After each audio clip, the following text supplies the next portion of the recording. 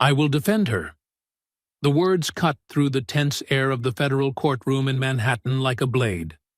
Every head turned, first in confusion, then in shock, as the man who had spoken stepped forward from the gallery. In his hand, a mop still dripped water onto the polished floor. The bailiff moved swiftly. "Sir, you are not authorized to speak here." The man repeated himself, louder this time, clearer. "I will defend her." Gasps rippled across the room. A man near the prosecution bench muttered, "Who the hell is that? Looks like maintenance." Another snickered, "Probably got lost on the way to the janitor's closet." On the judge's bench, Judge Morales, silver-haired and sharp-eyed behind his glasses, tapped his gavel lightly. "Your name, sir?" "Jacob Reed, Your Honor." "Are you the legal representative for the defendant, Ms. Sienna Walsh?" Jacob glanced toward the defense table. Sienna Walsh, tech CEO of Luminaris, her face gracing the covers of Forbes, the New York Times, and Bloomberg, sat alone. The chair beside her, where her high-profile attorney was supposed to be, remained conspicuously empty. She turned. Her expression was composed, elegant, but her eyes turned icy when they met the man who had spoken. "You?" "Yes, ma'am," Jacob replied slowly. "I'm the janitor, and I know exactly what they're trying to do to you." Morning in Queens, New York. A thin mist still hovered beyond the fourth-floor apartment window, where Jacob Reed stood silently, staring into a cup of cold coffee. The small kitchen still carried a hint of soap and pancake batter from the night before. At the dining table, Emma, his 9-year-old daughter, was focused on coloring a rocket ship with colored pencils. "Aren't you eating breakfast, Dad?" she asked without looking up. Jacob smiled, gently brushing her hair. "I have to leave early today. There's an important hearing." "Is it about her?" Emma glanced at him with a cheeky grin. Jacob nodded, saying nothing more. But inside him, memories began to flood back like a film playing in reverse. 3 years earlier, Mount Sinai Hospital. Jacob sat motionless beside Sophie, his wife. Her face was pale but still gentle. The heart monitor beeped slowly and steadily, like a final warning. "I'm sorry," Sophie whispered. "No, don't." Jacob gripped her hand tightly. The same hand that once wrote legal motions now held on to the one thing he couldn't let go of. "Promise me. Emma needs to grow up in love, not regret." Jacob could only nod. Words failed him. At the time, his law career was peaking, but suits, depositions, and sharp arguments couldn't save the woman he loved. After the funeral, people disappeared. No more colleagues, no more calls from the firm, no more crowded dinners. Just him and a 6-year-old girl. Another afternoon. A coffee shop near New York University Law School. Reggie Holmes, an old law school friend, dropped into the chair across from Jacob and set down 2 lattes. "You've been MIA for years. People thought you got recruited by some secret Justice League." Jacob chuckled, stirring his coffee slowly. "I left the law because someone needed me more than justice did." Reggie raised an eyebrow, less sarcastic now. "Emma?" Jacob nodded. "I used to think justice was something worth chasing at all costs. But when your kid cries every night for her mom, you realize you can't chase ideals if you abandon reality." Reggie was quiet for a moment, then said softly, "So now you're a janitor." But no one can clean injustice if they don't see the dirt first. Jacob never forgot those words. A completely different world. A venture capital office in Midtown Manhattan, 12 years ago.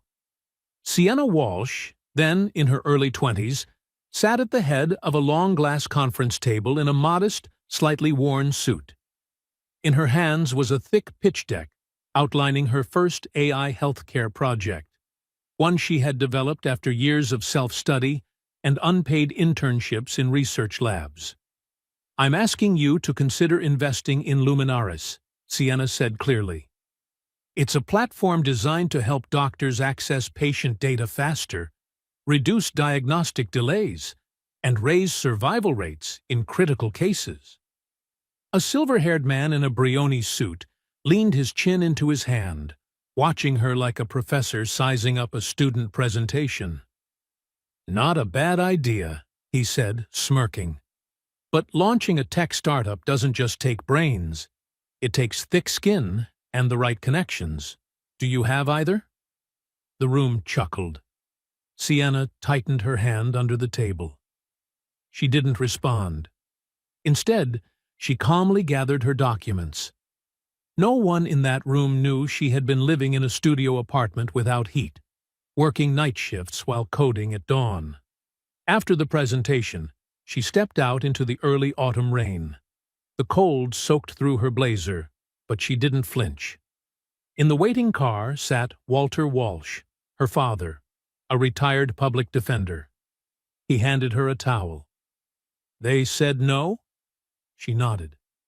No tears, but her eyes shimmered with something close to heartbreak. "Because I'm not from their world," she muttered. Her father took her hand, voice steady but firm. "Sienna, the world doesn't open doors for people like us. If you don't have the key, learn how to pick the lock." She nodded again. No rage, no collapse. Just another brick in the wall she was building inside herself. The one that said, if no one believed in her, she would become impossible to ignore. That night, in a rented apartment with no hot water, Sienna opened her laptop. She deleted the old business plan and began again. No more asking permission, no more waiting for validation. She would carve her own place into the world. No spotlight needed. And from that day forward, Sienna Walsh chose a life she knew would be lonely. No dating, no close friends, no emotional entanglements. Because in the world she was building, feelings were liabilities, and no one pays the price for those but you. If she wanted to survive, she had to stay in control of every variable. Back to the present. Jacob stood on a crowded subway, clutching a folder full of documents. He looked like an ordinary man, but once he was part of the legal system. Meanwhile, Sienna, the cold CEO he was about to defend, was probably walking into the courtroom in heels, her gaze steely, yet her heart long used to solitude. They were two quiet survivors, fighting their own battles on opposite ends of society's ladder. And fate was setting the stage for their paths to finally collide, in a place where justice had long been up for sale. 2 weeks before the trial. 42nd floor, Luminaris headquarters, Midtown Manhattan. Jacob Reed had just finished his evening shift. His janitor cart still held streaks of diluted disinfectant, the faint lemon scent lingering in the hallway. He was about to head home when he noticed that the CEO's office, Sienna Walsh's private suite, was still slightly ajar. The lights were on. A soft beep came from inside, the paper shredder. He peeked in, intending only to shut it off, when he noticed the red error light flashing. Paper jam. He sighed. Not again. That shredder had been jamming a lot lately. Putting on his gloves, Jacob opened the top panel. A wad of crumpled documents, partially shredded, was stuffed inside. Most were torn beyond recognition, but one thick bundle, bent at the edges but otherwise intact, caught his eye. The header read, Confidential, Amendment Draft, Ravenmark Contract. Jacob frowned. A document like that should have been either securely archived or fully destroyed, not halfway discarded in a jammed shredder. He glanced around. No one was in the office, no cameras in the corners. Quietly, he slid the bundle into a plastic bag from his cart and tucked it into the hidden compartment behind his tools. Just to check that night. Jacob's apartment in Queens. Emma was already asleep after he finished reading her a chapter of Charlotte's Web. The room was quiet, lit only by the soft hum of the kitchen lamp. Jacob sat alone at the table, carefully removing the papers from the plastic bag and spreading them out. He hadn't practiced law in years, but the eyes that had once read through hundreds of legal documents still recognized patterns and irregularities.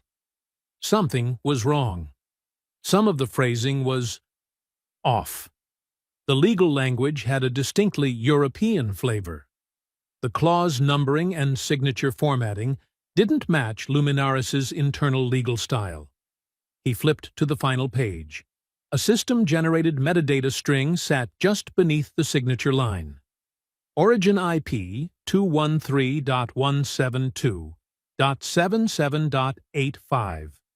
Zurich, Switzerland. Jacob quickly typed the IP into a tracing site. The result came up, a static IP block registered to Ravenmark Capital's Zurich legal office. The next day, Jacob wheeled his cart through the 42nd floor hallway like always. The door to the executive boardroom swung open. Sienna Walsh exited first, tablet in hand. Her face was unreadable, her presence sharp and cold like reinforced glass. Behind her followed 3 board members, someone from legal, and a man Jacob hadn't seen before. Silver hair, dark navy suit, probably an outside partner. Jacob paused about 15 meters away. Sienna's gaze met his for a second, no more, and then moved on. No one else noticed him. No one saw him. As always, he was the shadow. But this time, Jacob felt something needed to be brought into the light. That evening, Jacob called Reggie Holmes, an old law school friend, now an independent investigative journalist. "I found something," Jacob said when they met at a quiet bar downtown. Reggie flipped through the pages, his brow tightening. "This is a redlined amendment to the Ravenmark joint venture contract?" Jacob nodded. "The official version filed with the SEC 3 weeks ago doesn't include Clause 5.2b, but this version does, and it's the very clause they're using to accuse Sienna of securities fraud." Reggie let out a low whistle. "If you can prove this signature wasn't generated from Luminaris's internal network, then someone set her up." Jacob nodded slowly. "And that setup came from inside this building, from someone close enough to access her files." That night, Jacob couldn't sleep. He stood at the window, watching the glow of street lamps and the endless stream of traffic. In his hand, a printed copy of the document. Beside it, a photo of Emma hugging her threadbare teddy bear. A question pulsed in his mind. If I don't do something, who will? Courtroom 6, Manhattan District Court, 8:15 a.m. Inside, the air was tense. The media had packed the back rows, flashes going off non-stop. The name Sienna Walsh, CEO of Luminaris, was enough to draw the attention of the entire press corps. The defense table sat empty. Sienna sat alone. Her blonde hair tied neatly at the nape of her neck, dressed in a slate-gray suit like armor.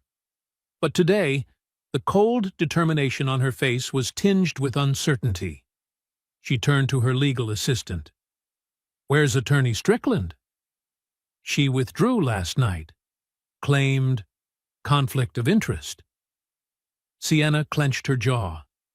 Abandoned, on the morning of her hearing, accused of financial fraud, at risk of losing her entire company, and now completely alone. The rear doors of the courtroom creaked open. A man in a white shirt, slightly worn at the collar, stepped in. He held an old leather briefcase by his side. Jacob Reed. Reporters squinted at him. Some whispered, Isn't that the janitor from Luminaris? Jacob walked steadily toward the defense table. He placed his bag down, adjusted the mic, and looked straight at the judge's bench. Your Honor, I request permission to represent the defendant, Miss Sienna Walsh. The room erupted in murmurs. A scoff came from the prosecution table. Is this a joke? A janitor? Judge Arthur Beckett, known for his strict adherence to procedure, banged his gavel 3 times. Silence! Let me see your credentials. Jacob pulled out a folded, slightly yellowed certificate from his jacket pocket. His New York State bar license. Still valid. I used to practice law, Your Honor, and under Federal Code 28B, in the absence of official counsel, the defendant has the right to be defended by any citizen with legal credentials, if approved by the court. Beckett studied him for a few seconds, then nodded. Permission granted. You may proceed. Jacob took a deep breath and opened his briefcase. His hands trembled slightly, but his voice was steady. Your Honor, I present evidence that the supplemental contract with Ravenmark, the very heart of the fraud charges, is a forged document. He approached the evidence table. This is the contract I found in Miss Walsh's paper shredder. The document wasn't fully destroyed. I reconstructed it and ran a check. Embedded in the file's metadata was the following line: Origin IP 213.172.77.85. A static IP address belonging to Ravenmark's legal office in Zurich, Switzerland.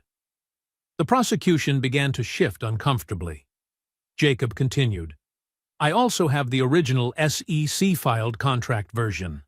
That version contains no clause 5.2b, the exact clause used by the prosecution to accuse Miss Walsh of misappropriation. He looked up at the judge. Someone created a forged version, inserted a clause designed to incriminate her, and swapped it in the official records. This wasn't an oversight. It was deliberate sabotage. The entire courtroom fell silent. From behind, Sienna suddenly stood, her eyes sharp. She walked briskly to the defense table, leaned in, and whispered. Her voice caught by the mic. What do you think you're doing? Jacob didn't look at her. Trying to do what's right. I don't need your protection, she snapped. I don't need some janitor pretending to be a lawyer, making a circus out of my life. Maybe not, Jacob said, but I'm not doing this for you. I'm doing this for justice. A long pause. Sienna returned to her seat, expression unreadable. But in her eyes, a flicker of something even she hadn't expected. Outside the courtroom, within hours, social media lit up. Janitor defends CEO accused of fraud, shocks the courtroom. The invisible man became the only voice that spoke up. Public opinion was divided. Some mocked Jacob as a main character in a pity play.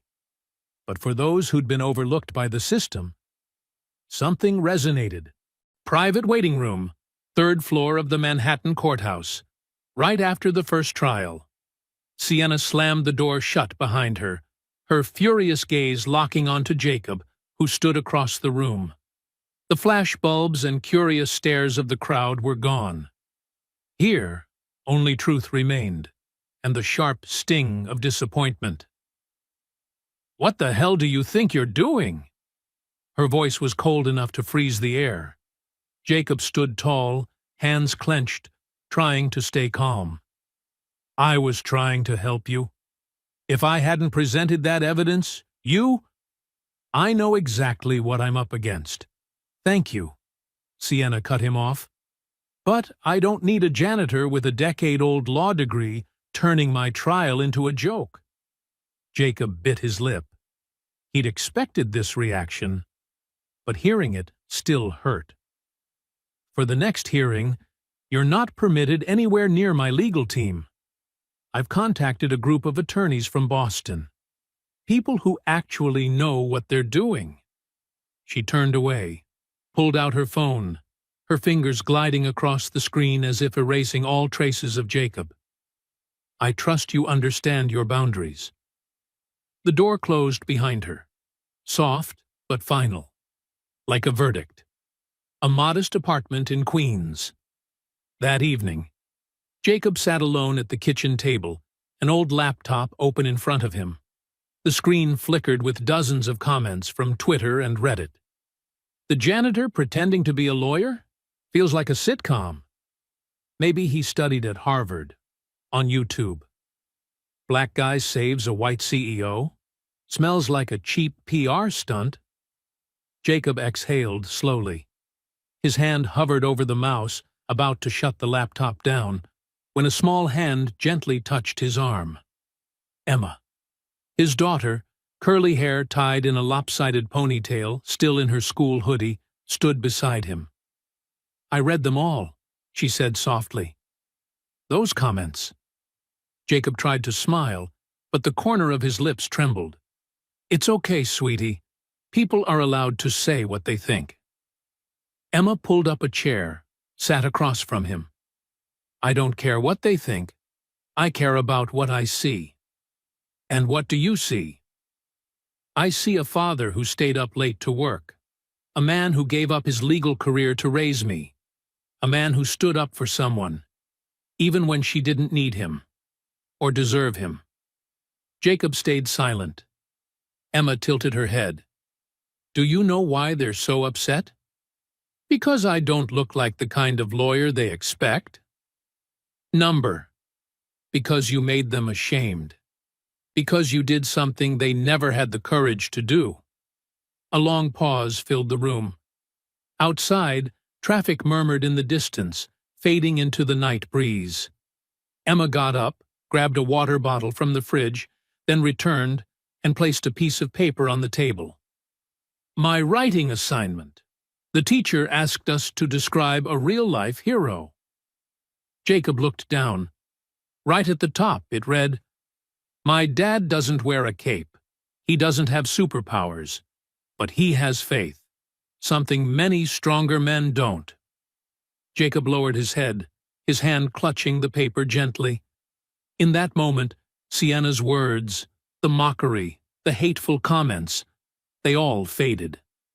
Here, in this kitchen, he was the one who mattered, and the one who couldn't afford to give up. 2 days after the first trial. 7:12 a.m. Ground floor of the Luminaris headquarters, administrative wing. Jacob pushed his janitor cart like any other day. But today, his eyes weren't drifting aimlessly. They were locked onto a man in a gray shirt and a crooked red tie. Paul Temple, Sienna's senior executive assistant. Paul had just exited the elevator, gripping a stack of papers, his steps hurried. What caught Jacob's attention wasn't Paul's tense expression. It was a sheet that slipped from Paul's folder as he turned into the archive room. Jacob stooped to pick it up. A worn-out contract draft with a faint heading at the corner. Alter Holdings. Alter Holdings? That name showed up in the contract I found earlier. Without drawing attention, Jacob slipped the paper into his pocket and kept moving, eyes still on the door Paul had entered. Something was being hidden, and Jacob suspected Paul Temple was at the center of it. Reggie's Beans Cafe, later that afternoon. "You sure you want to dig deeper?" Reggie sipped his coffee, eyeing Jacob across the table. "Paul Temple forged her signature. I need to prove it." Jacob opened his laptop and pulled up the scanned contract he found earlier. "I need to trace the money. See if Alter Holdings has been moving any payments to accounts linked to Paul." Reggie leaned back, sighing. "I'm a network guy, not a forensic accountant, but since you're my kid's godfather, I'll give it a shot." 3 days later, 11:17 p.m., Reggie texted, "Got something. A A shell company account linked to Paul's cousin or whatever. Regular deposits from Alter Holdings every quarter. I'm sending over the statements. Jacob read the message, his pulse rising. This wasn't just a hunch anymore. Now he had grounds for an accusation. Old Luminaris archive, basement level B2. No cameras. 7:30 p.m.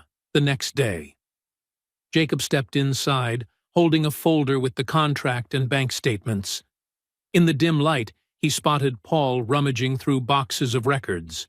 They now stood face to face, surrounded by dusty shelves and stale air. Paul looked up, frowning. "What are you doing down here?" Jacob raised the first page. "You recognize this signature? It's not hers. And this account," he held up the bank statement, "is registered under someone you claim is family. Yet it received more than $120,000 from Alter Holdings in 2 years." Paul stepped back slightly. "You're grasping. No one will believe a janitor." "I used to be a lawyer, Paul. I know what a solid case looks like." Paul gripped his briefcase tighter, but his eyes flickered. Jacob stepped forward, voice low and steady. "I know you forged that signature, and I will prove it." A long silence. Then Paul let out a dry, hollow laugh. "Go ahead. Even she doesn't believe you. The rest of the world won't either." "I don't need the world. I just need the truth." Jacob turned and walked away, his shadow disappearing behind the rows of files. But this time, Paul wasn't the one holding the power. Late at night. The 38th floor office of Luminaris. The city lights cast faint reflections on the glass walls. In the spacious office, only one woman sat in silence. Sienna Walsh. Her elegant blazer had been draped over the chair. She leaned forward toward the computer screen where an old video was playing back silently. It was a clip from 12 years ago. A much younger Sienna, wearing a worn-out blazer, nervously stood in front of investors. Her voice then was shaky, but her eyes sparkled with belief. "I believe Luminaris can save millions of lives." A man's voice interrupted from the video. "You seem passionate, but dreams alone don't build success." The younger Sienna went quiet, then nodded. The Sienna, in the present, started crying. Not out of pain, but because she missed that girl, the one who dared to believe in something good. The door creaked open. Jacob Reed stood there, holding a folder, ready to leave. But when he saw Sienna sitting alone in the dark, he paused. She turned, not surprised, not angry, just tired. The silence hung thick. Eventually, it was she who broke it. "You were right. There's something deeply rotten in my company." Jacob said nothing. He simply walked in, placed the folder gently on the desk, and stood beside her. No comforting words. No advice. A quiet beat passed. "I used to think being strong meant needing no one," Sienna said hoarsely, still staring at the dark screen. "I built this empire to prove that. But now, I'm not so sure. Maybe I was just running away."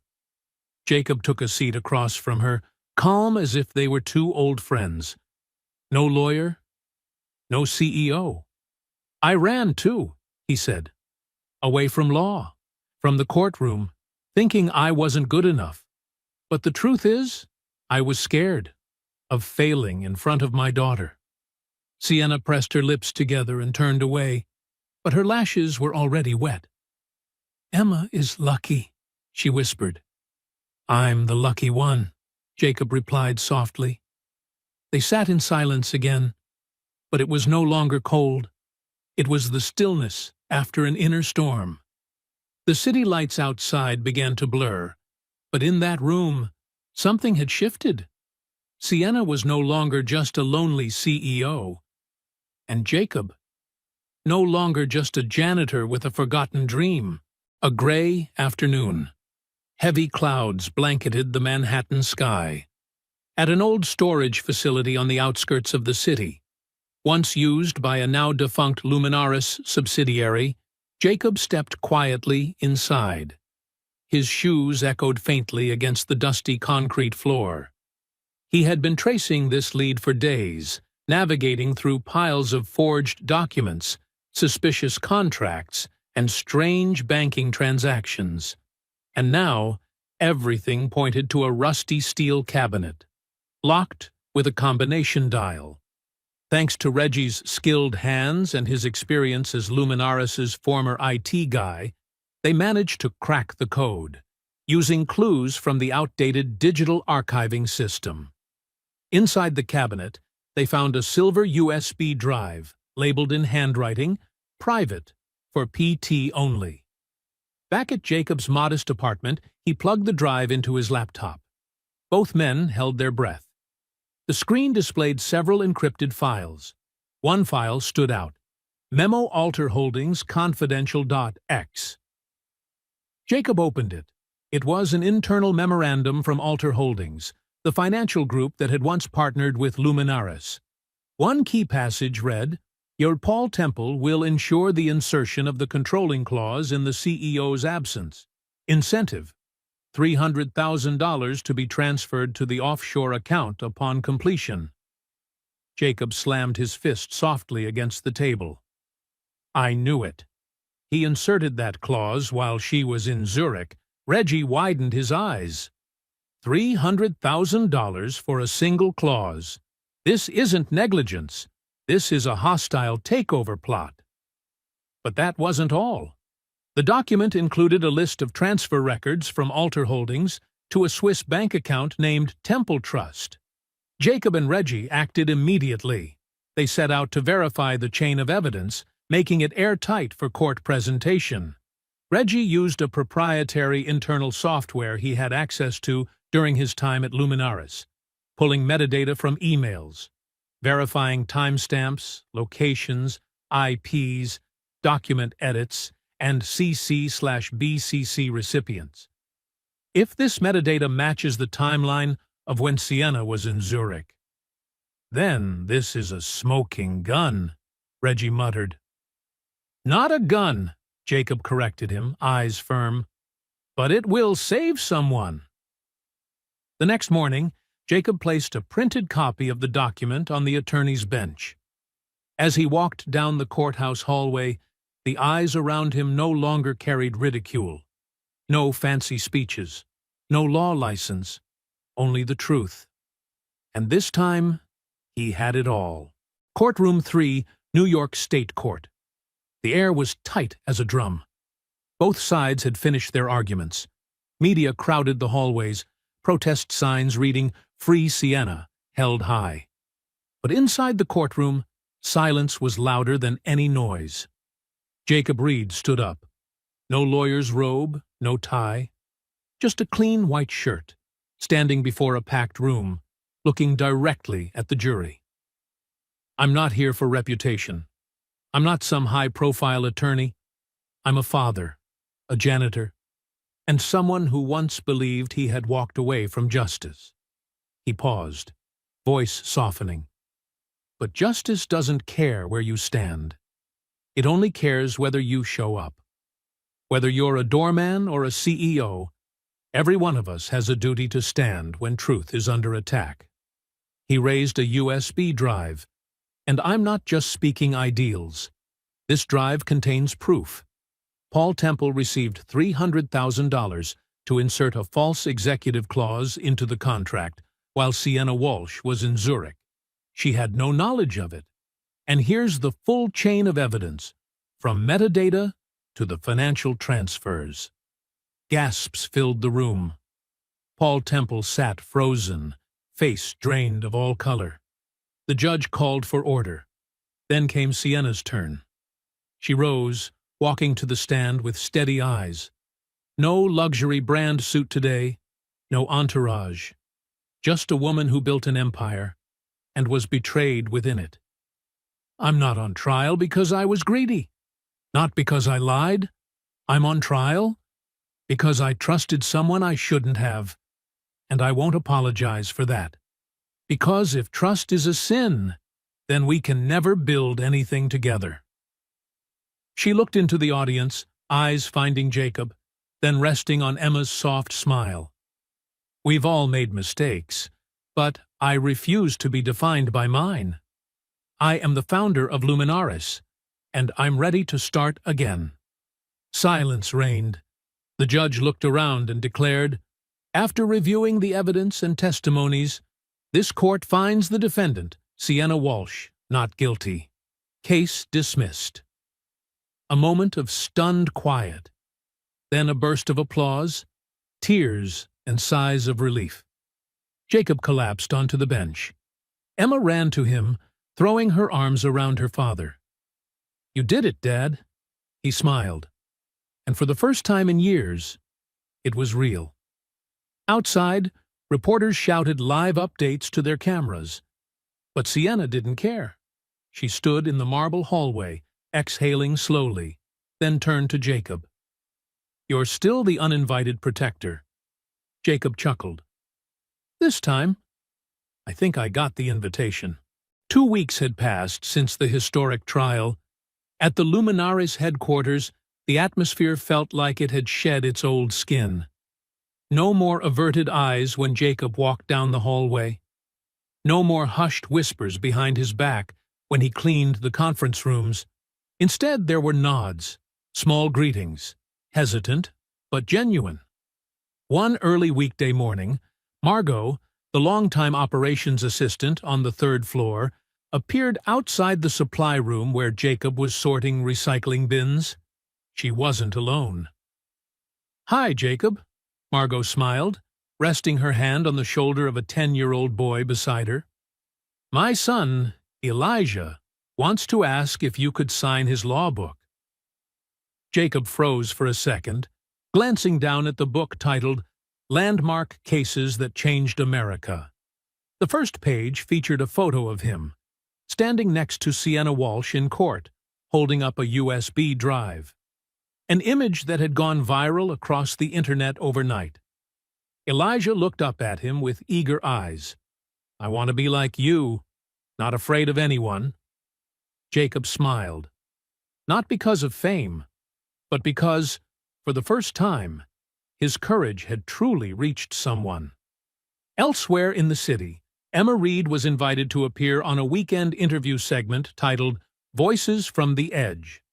She sat in front of the camera, still holding her worn-out teddy bear. The host asked, "So when your father said, 'I will defend her,' in that courtroom, what went through your mind?" Emma paused thoughtfully, then answered in a soft voice, "Everyone laughed. But I knew. They hadn't really seen my dad yet. Now they have." The studio fell silent for a beat. The host nodded and moved on. Meanwhile, in the main conference room of Luminaris, Sienna Walsh stood before a crowd of reporters and company employees. There was no coldness in her gaze now, no guarded posture. Just a leader, finally willing to be vulnerable. "I used to think that keeping the company upright was my burden alone, but I was wrong. An organization can't thrive on the decisions of one person. It needs the voices of everyone." She held up a document titled New Policy on Transparency and Internal Feedback. Starting today, every employee at Luminaris will have access to an independent reporting channel. An internal oversight committee will be formed, and anyone, even a janitor, will have the right to speak up when they see something wrong. Applause erupted, not just from the press, but from those who had once feared or doubted her. Sienna looked toward the back of the room where Jacob stood. She didn't say a word, just nodded. Jacob nodded back, then turned to leave, as quietly as he had arrived in this story. But now, everyone knew. He was never just a janitor. It was a bright weekend morning. Sunlight streamed through the tall glass windows of the newly renovated Luminaris headquarters, casting a golden glow over the main lobby, now filled with hundreds of people. A large banner above read, "Open Day, a day for community." The first event proposed by Emma Reed with a simple idea. CEOs, managers, engineers, and janitors would all work, eat, play, and share together as equals. From the medical AI product booth to the kids' art corner, from the coffee station run by the front desk team to the rest area cleaned to a shine by Jacob and his crew, everything felt light, vibrant. No more walls, no more glances of condescension. In one corner, Emma excitedly guided a group of kids to make paper robots. She wore a name tag that read co-host, and several Luminaries employees had already lined up to take photos with her. Meanwhile, Jacob Reed stood quietly by the refreshment table, sipping iced tea poured by an eager intern. A woman in a crisp white blouse approached him, Sienna Walsh. "Quite the crowd today," Jacob smiled first. "Thanks to someone who once shouted in court that he'd defend me," she replied, half joking, half serious. She handed him an envelope. Inside was an official invitation. Corporate Culture Advisor, Jacob Reed. He froze. "I don't have any degrees," he said. "But you have something the entire tech industry desperately lacks. An instinct for what's right, and the courage to act on it," Sienna replied. "If you accept, we'll redefine what value means inside a company." Jacob didn't speak. He looked at her, then toward Emma, who was waving to him from across the room. Later that day, at the center of the main hall stood the wishing wall, where everyone was invited to write something they believed in, something they wanted to pass on. Jacob picked up a marker. His hand trembled slightly, but his eyes were steady. He wrote, word by word, in simple but firm strokes. "Because love is not what you say, it's what you do." Sienna stood beside him. No words were needed. She simply took his hand. Sunlight poured through the glass panels behind them, illuminating the fresh writing on the wall. The room fell into a moment of stillness. In that instant, there were no CEOs, no janitors, no titles, no status, only people, and the choices they make with the love they carry in their hearts. If this story restored your faith in kindness, justice, and second chances, leave a comment with the name of your city below. Let the world know that even the invisible ones are creating miracles every single day. You might not be on the news. You might not sit in a position of power. But every small act you do with a sincere heart has the power to ripple outward. And if you want to keep following stories that touch the heart and speak to the soul, don't forget to subscribe to True Tale Time. We're here, telling stories for people like you.